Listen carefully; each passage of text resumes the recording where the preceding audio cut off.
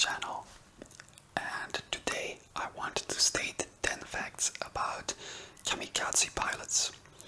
Why? Because it's interesting, I guess.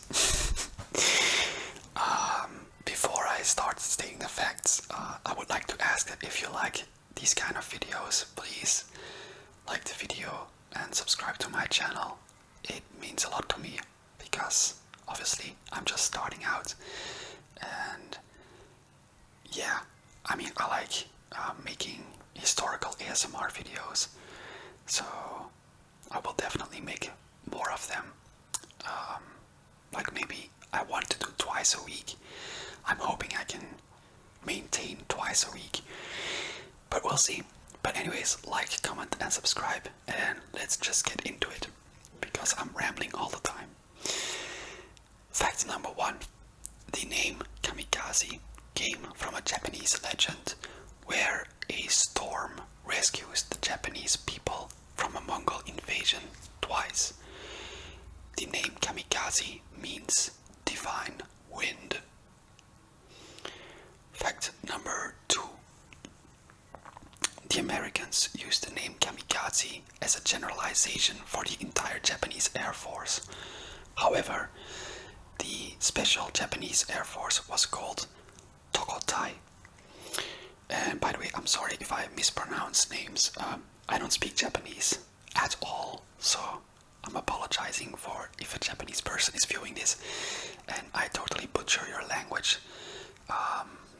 I'm deeply sorry for it, but I'm doing my best. So the Japanese Air Force was called Tokotai, and within this Tokotai there was a squadron named Shimpu. And if you read it in a different Japanese dialect, Shimpu is actually the same as Kamikaze from the legend that we discussed in fact number 1. So, which brings me to fact number 3. The action of performing suicide in aerial combat was actually not something that was new. But I mean, like, I have to explain this a bit more. Let's go back to World War One. There were, like, in aerial combat, certain situations where pilots knew that if they would perform a certain action, it would end in the death of this pilot himself. And it did happen as some sort of last resort or last tactical maneuver to try to, like, defeat his enemy.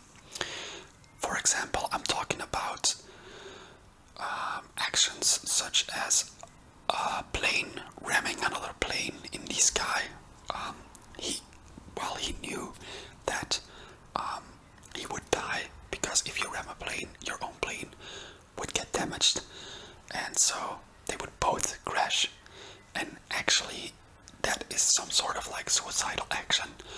However, in World War II, the Japanese were the first who systematically had squadrons of suicide pilots called Kamikaze. So that's the real difference. Like, the Japanese,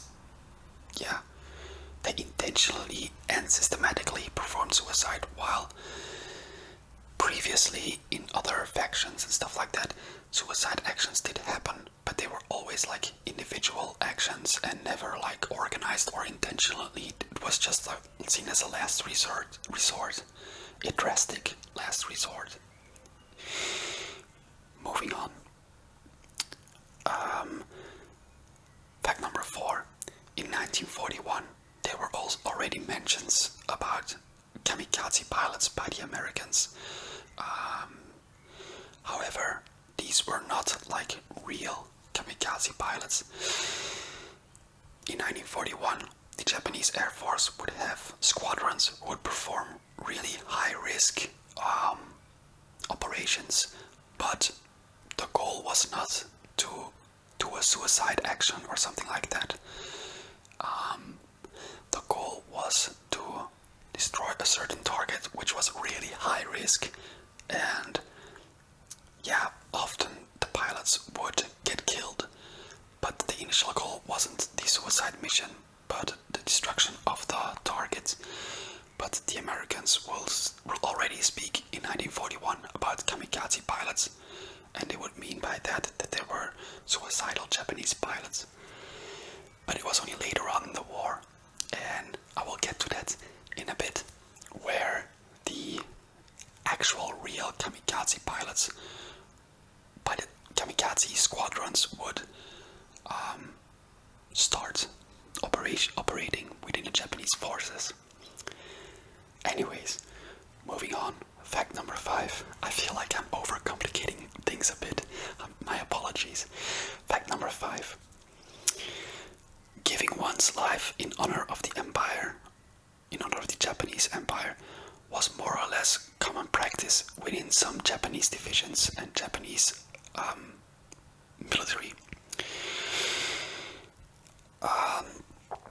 Land forces typically used the famous banzai attacks also as a kind of last resort, where they would rather do a last kind of attack instead of surrendering. And I do believe that in Japanese culture, in the samurai culture,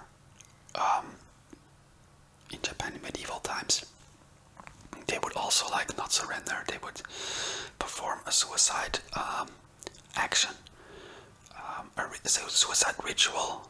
I mean, you can see it in the movie The Last Samurai, where they would be defeated and they would stab themselves in the belly. So yeah,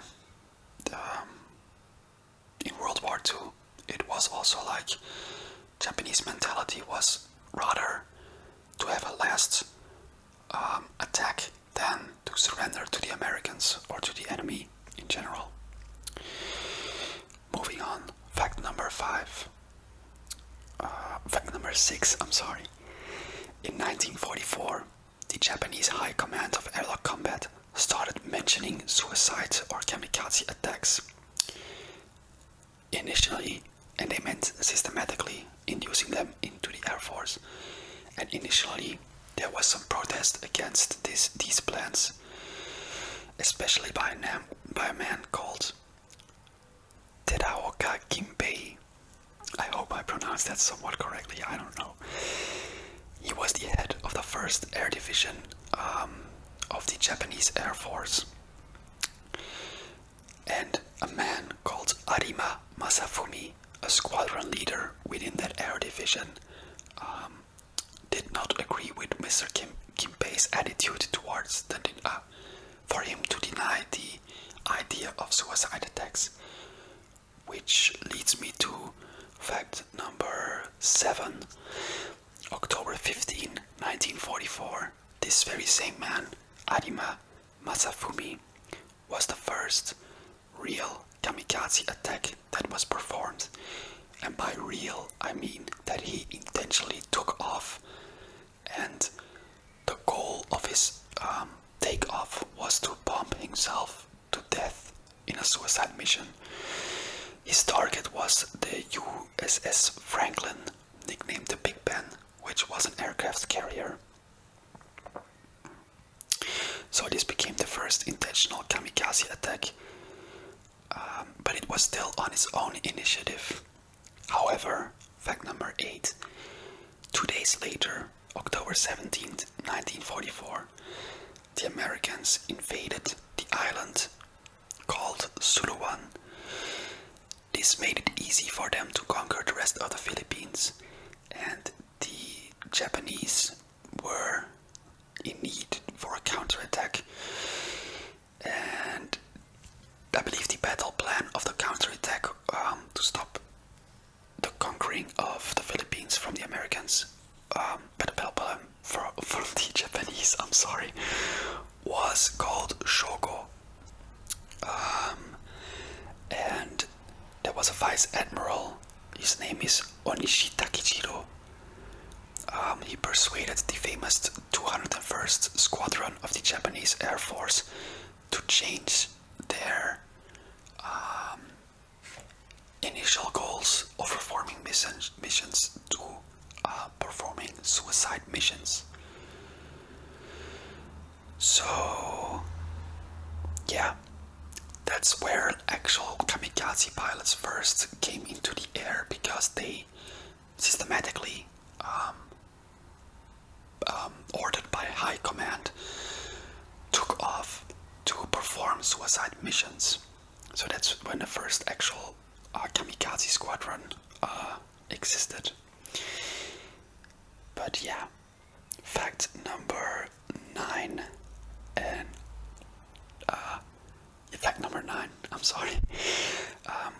Most of the Japanese kamikaze pilots used the famously known aircraft called Zeros. However, there were other forms of kamikaze attacks. For example, there were man-controlled rockets who were detached in the air they were detached from a plane, but there was a man inside, and the missile would perform a glide, and the man would control the glide and aim it towards the target while still being in the bomb, in the rocket, and then moments before impact he would start the engine and cause the bomb to explode. Yeah, which brings me to fact number 10, and that's the last one, and I did not know about this, so I thought it would be like a fun last fact. There were also kamikaze units who were divers. They would stick explosives on themselves and aim for the hull of enemy ships. They were mostly used for coastline defending. Yeah, imagine just wrapping yourself in bombs and swimming towards enemy ships and then detonating. Yeah, that truly puts the that really you could I'm lost for I don't know the English word, but I'm trying to say that it perfectly describes the attitude of Japanese soldiers towards the empire and their dedication to win the war. Yeah, to impose such suicide tactics. But yeah, anyways, these were 10 facts about kamikaze pilots. I hope you enjoyed it, and I hope I didn't ramble too much or overcomplicated things a bit. But yeah, if you enjoyed the video, please like, comment and subscribe, and I'll see you in the next